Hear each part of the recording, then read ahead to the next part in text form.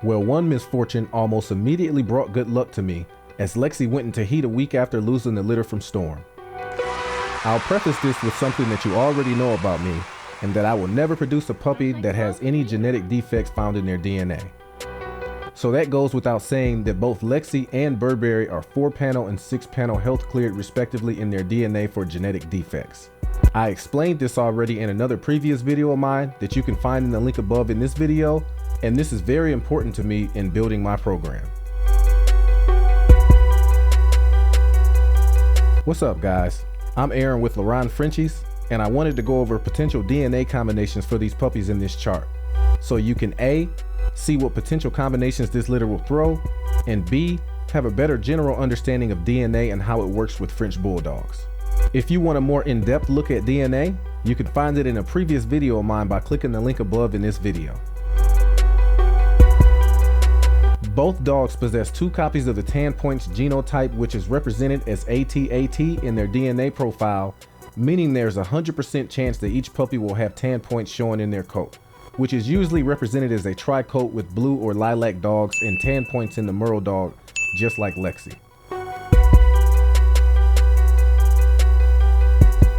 Lexi doesn't have any copies of the untestable chocolate gene, represented as little b, but Burberry has 1 copy.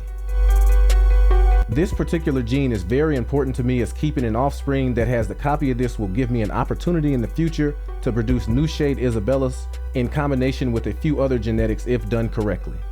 Each puppy has a 50% probability of carrying 1 copy of this gene. Both dogs possess 2 copies of the Coco or Cocoa genotype, which is represented as little co in the DNA profile, meaning that each puppy has a 100% chance of carrying this gene. The difference between a blue and a lilac French Bulldog is the presence of 2 copies of Cocoa in the DNA. You cannot produce any of the exotic color combinations without 2 copies of Cocoa present in the DNA. Both dogs possess 2 copies of the dilute gene, which is represented as little d in the genetic profile. This means that if a more dominant gene like cream isn't present, then each puppy will have a blue coat, or in this case a lilac coat, because of the presence of 2 copies of Cocoa, which I just explained.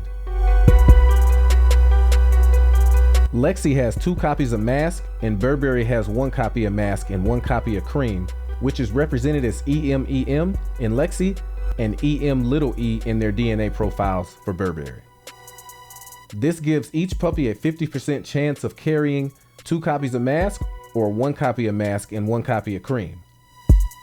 Since none of the puppies will have 2 copies of Cream in their DNA, each puppy will have a lilac coat, but those that carry the copy of Cream will have the ability to produce cream offsprings if bred with the dog carrying at least 1 copy of Cream.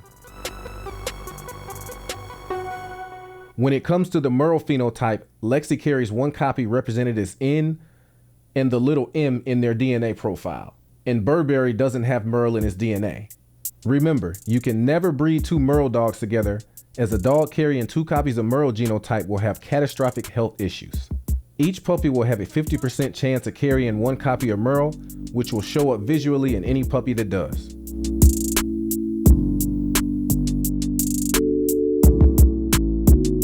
For the sake of some added structure, I did want to add a little pied to my program. Although Lexi and any of my other dogs don't have the pied genotype, Burberry has 1 copy of pied represented as little n and little s in his DNA profile. Each puppy will have a 50% chance of carrying that pied phenotype.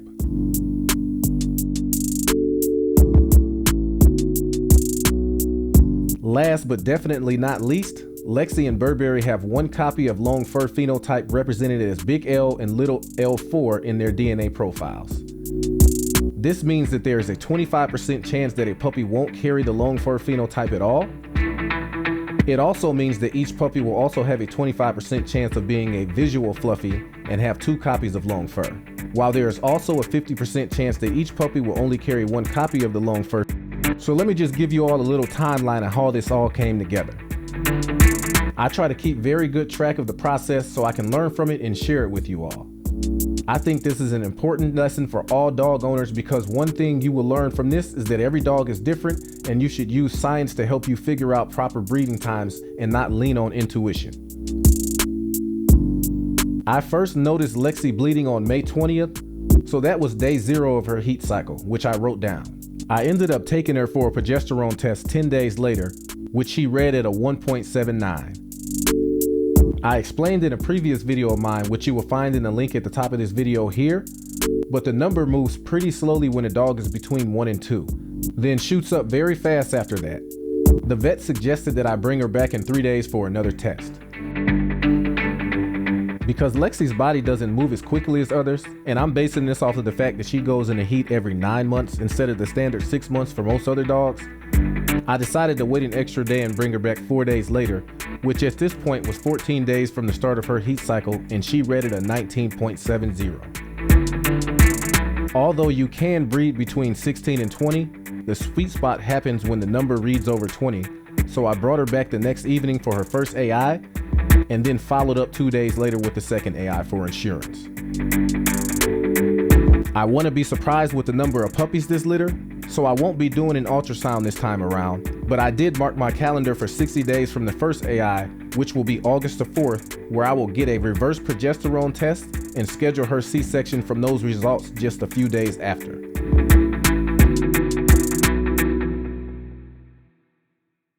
I will be sure to share any revelations with you all in between now and that time.